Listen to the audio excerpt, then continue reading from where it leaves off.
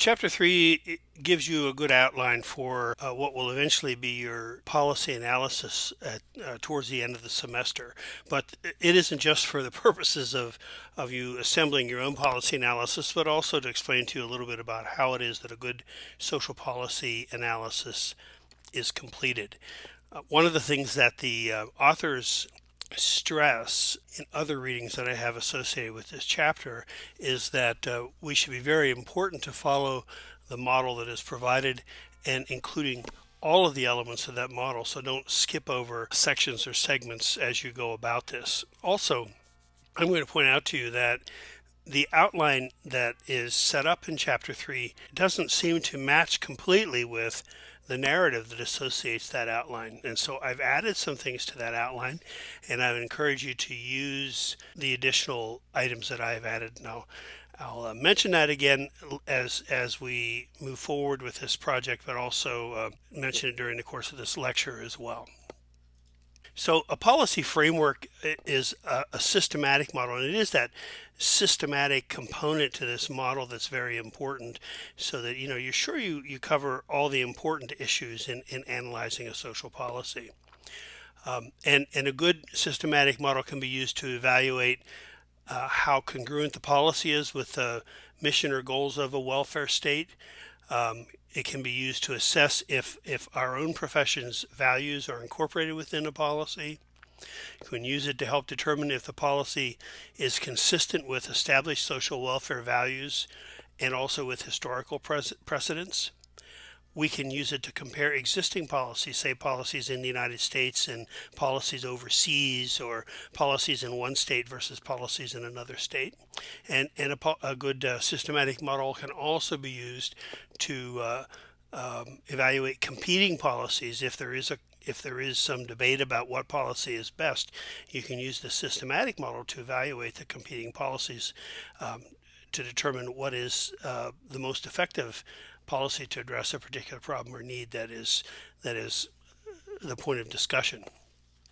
There have been many times in the history of the United States where skipping this systematic decision-making process and in establishing and implementing a social policy have really backfired on our nation's leaders. And there's two good examples. One is prohibition, where, of course, about 100 years ago, the use of alcohol was made illegal in the United States, and the result of that policy was, in fact, very possibly the use of alcohol increased. But certainly, one of the things that happened is that a black market and organized crime all kind of developed around this prohibited substance, which the public wasn't prepared to stop using. And so it created all sorts of issues until finally prohibition was repealed, a decade and a half later, I think, after it was first implemented.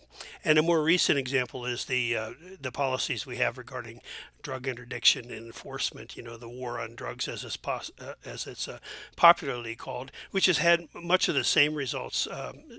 In addition, also filling our prisons with individuals, mostly of minority status, who are really minor drug offenders, and has created all sorts of costs to our society, and both financially and otherwise. And so these two examples are just a good illustration of why it is that before a policy is implemented, that a good analysis be performed and hopefully followed. Now there are key elements to the framework for a policy, and 8 key elements, and this spells out what a good policy framework would include. That it systematically analyzes the policy. It reflects an understanding that the policy is context sensitive, with competing priorities in all of the options. So it kind of looks at the environment in which the policy is to be implemented, and what when a policy may be effective in one area or one community or one state or one nation, it may not necessarily be as effective in another. So you have to evaluate that policy in light of the context in which it's going to be geographical, historical, social, in which it's going to be implemented. this will employ rational methodology and inquiry and analysis that involve scientific methods, and you want to make sure that you have legitimate sources in the course of doing your policy analysis, and that these sources are and the data that was collected by these sources were objectively interpreted and analyzed. So you have to kind of step back from the studies and kind of take a look at the format for the studies and see if it's a valid and reliable tests that were used, and that the sample was a suitable sample, and so on and so on. As the analyst, that's one of the things you want to do, is kind of analyze some of the studies, those sources that you're using to support your position. The methodology should be explicit, and all succeeding analyses should approximate the same conclusions. So if you look at one alternative using a particular method, then use that same method in analyzing the other alternatives to the particular policy.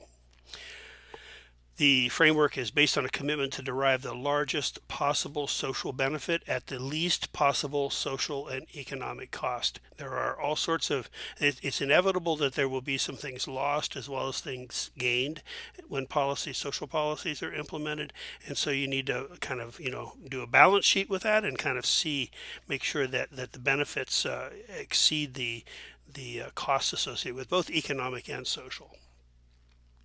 Look for unintended consequences of the policy and program, like some of the things that I talked about just a moment ago regarding prohibition and the war on drugs. Consider other policies that might be useful, or alternate other ways to use the resources that are allocated to the policy that might be more beneficial.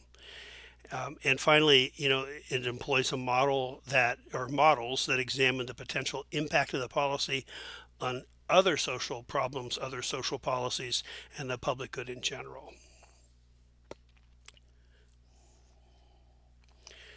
Now, the next 3 slides actually present this model for policy analysis, and I'm not going to go through it line by line. It's in your textbook, and I refer you to that text for a good reading of this. And again, be sure you read the narrative that describes each of these items. But again, the authors stress the importance of following the model provided and including all elements of it. One of the things that it might be useful for you to do is to take a look at, at the end of the semester, you're going to be turning in a policy brief about the policy that you have analyzed in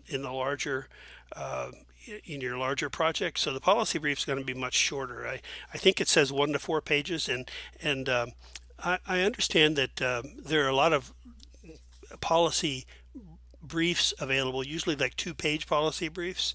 With various U.S. governmental agencies. The United Nations website has them, the World Bank, and really other social organizations that are concerned about social conditions. So you might want to look on a couple of those websites and see if you can search out policy briefs. And generally speaking, you'll find them to be quite short and concise. And that is sort of the end result of the policy analysis. The larger policy analysis is going to be the end result of this model, but the policy brief is sort of like an executive summary of what is learned through your analysis.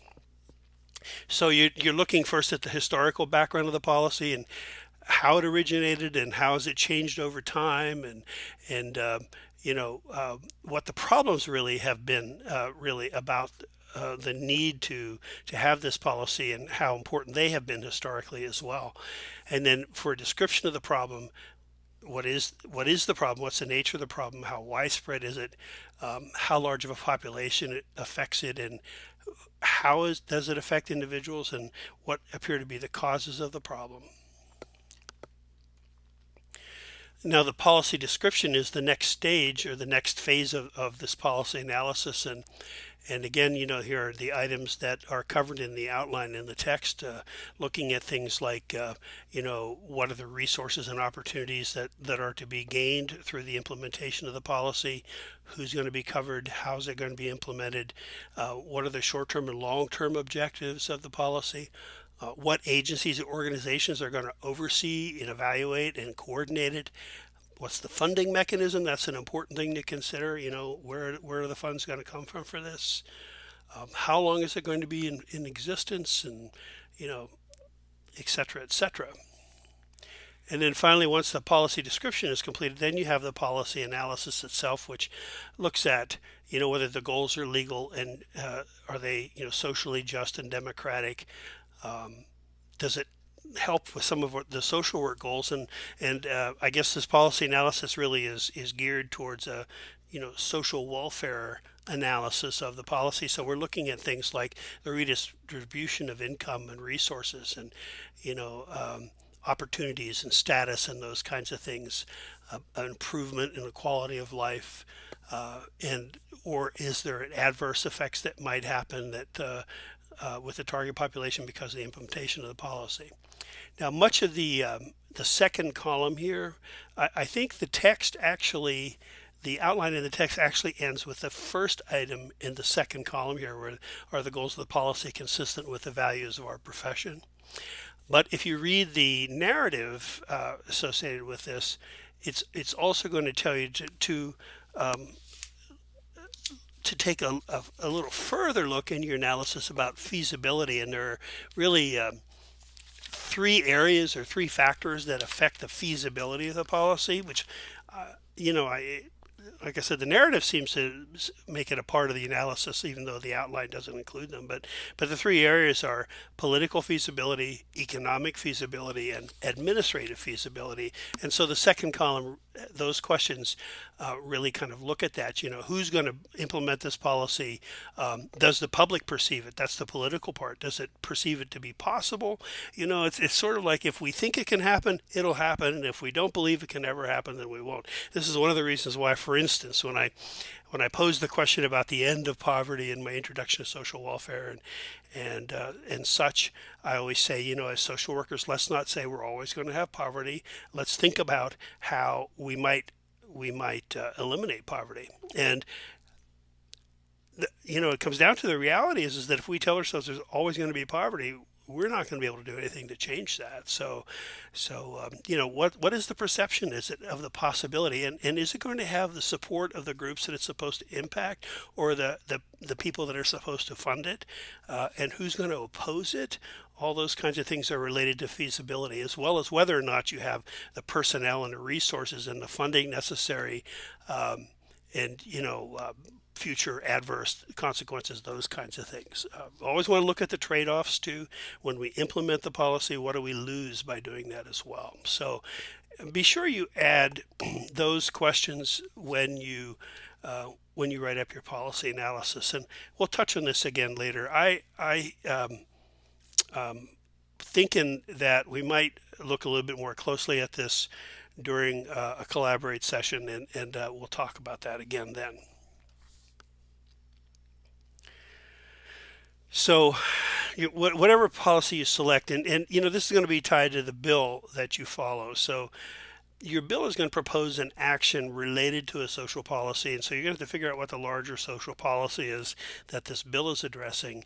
And then remember, you're not only going to talk about the policy that's associated with the actions related to the bill, but you're going to look at alternatives too, at least two or three other alternative to the actions in the bill related to this social welfare policy. And so here's some ideas about ways that you can gather information, which includes generating your own data through your own research with surveys and polls and longitudinal studies. Now, how realistic that is for you, I'm not sure. There are tools like SurveyMonkey and those kinds of things that I think are relatively easy to set up. I've never used it, but relatively easy to set up perhaps, and maybe you want to establish that. But you want to make sure that if you do any primary research, for instance, if you're doing any surveys, polls, and those kinds of things, that you have a statistically appropriate population that you're drawing from, because, and that would be my concern, I suppose, for us, is how we go about getting a sample that is statistically valid and those kinds of things. So that may or may not be useful for you. we perhaps we can talk about that if you're really interested in doing that. But otherwise, you might be looking at government agency records. You're going to be researching also professional journals and minutes of legislative bodies and committees. Look at what think tanks have to say, advocacy organization research reports, and interviews. Perhaps you would be doing interviews with individuals involved in the policy making, advocates, recipients, and other government officials. So that's a really short lecture on this particular chapter. Again, it's kind of an outline for you, and as we get together again in our collaborate meetings, perhaps you want to talk about this some.